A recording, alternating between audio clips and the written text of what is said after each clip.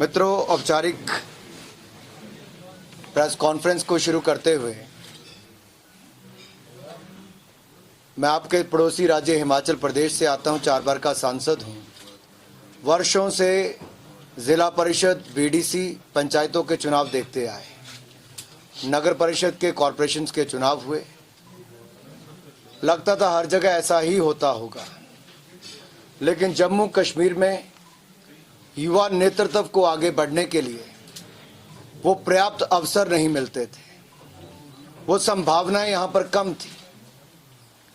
केवल 2-3 परिवारों तक यहाँ की लीडरशिप को सीमित किया गया, लेकिन अनुच्छेद 370-35 से आर्टिकल 370 एंड 35A को हटाने के बाद ये संभावनाएं खुली और युवाओं को आगे बढ़ने का अवसर दिया। जनता को अपने प्रतिनिधि चुनने का मोदी जी ने अवसर दिया है। कुछ लोगों ने इसका विरोध किया, बहिष्कार करने की बात की, बायकॉट करने की बात की, लेकिन अपने राजनीतिक दलों के अंदर भी उनके दबाव बना।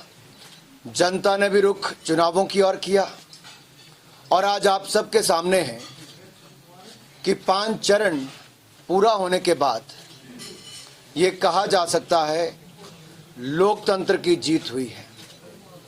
India is world's largest democracy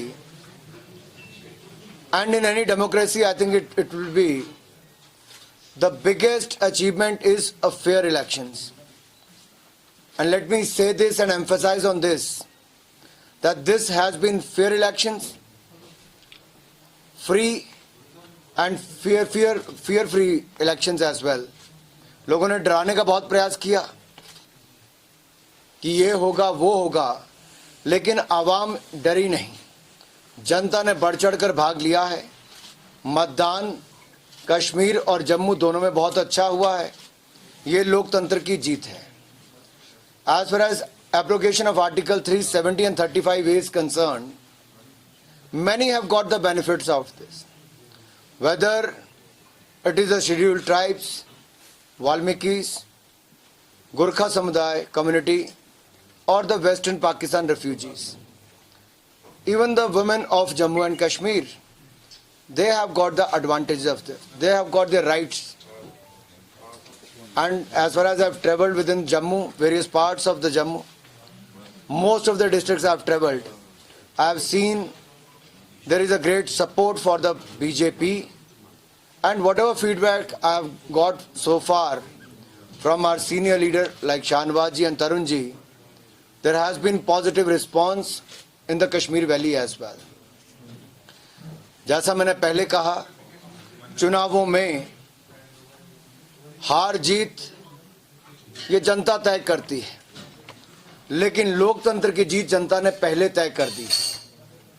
लोकतंत्र की जीत फ्री और फेयर इलेक्शन से हुई है और लोगों ने बढ़ चढ़कर भाग लिया है।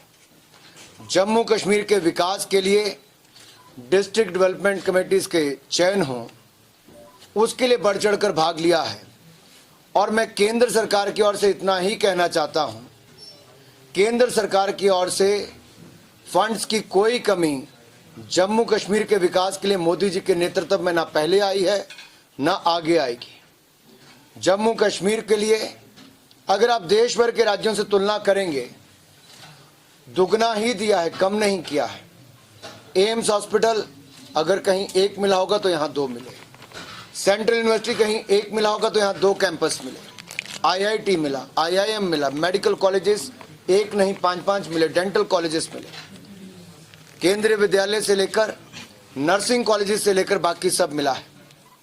और श्रीनगर तक आने वाली रेलवे लाइन को भी जिस तरह से कश्मीर को रेलवे लाइन से जोड़ने का प्रयास किया गया, ये भी अभूतपूर्व थे। अटल बिहारी वाजपेयी जी के बाद अगर जम्मू कश्मीर की जनता का सही मायने में विश्वास किसी व्यक्ति में बढ़ा है तो नरेंद्र मोदी जी में बढ़ा है। इंसानियत, कश्मीरियत, जमहूरियत की बात को और आगे ले जाते हुए जम्मू कश्मीर में विकास की एक नई शुरुआत करना, नई ऊंचाइयों पर ले जाना, ये अपनी ओर से किया है। मुझे खुशी इस बात की है कि जम्मू कश्मीर में पिछले 1.5 वर्ष में ना कोई पथराव हुआ, बाकी घटनाओं में भी कमी आई है और ये अपने आप में जम्मू कश्मीर को विकास की नई ऊंचाइयों की ओर ले जाने वाला है।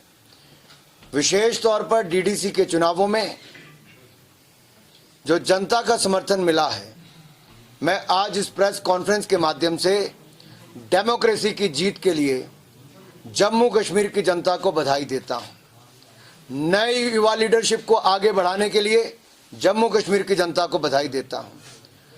परिवारों की राजनीति से मुक्ति दिलाने के लिए जम्मू कश्मीर की जनता को बधाई देता हूं। 2-3 परिवारों में सिमटी हुई से मुक्ति दिलाने के लिए जम्मू कश्मीर की जनता को बधाई देता हूं। रोशनी एक्ट में जिन लोगों का चेहरा बेनकाब हुआ है, जिस एक्ट को ही गैर कानूनी और असंवैधानिक कहा गया, the high court has said this act is illegal and unconstitutional.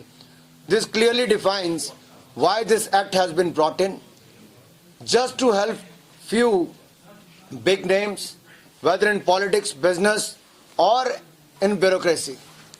I am glad the court has taken initiative and there has been a fair inquiry into that, and I am sure 3.42 lakh canal land of Jammu and Kashmir will get back, will be given back to the state of Jammu and Kashmir, and there will be action against those who are involved in those corrupt practices.